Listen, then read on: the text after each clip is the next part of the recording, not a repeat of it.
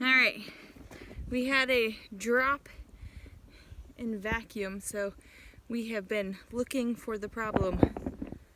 Don't know if you can see that, and I'd say that's the problem.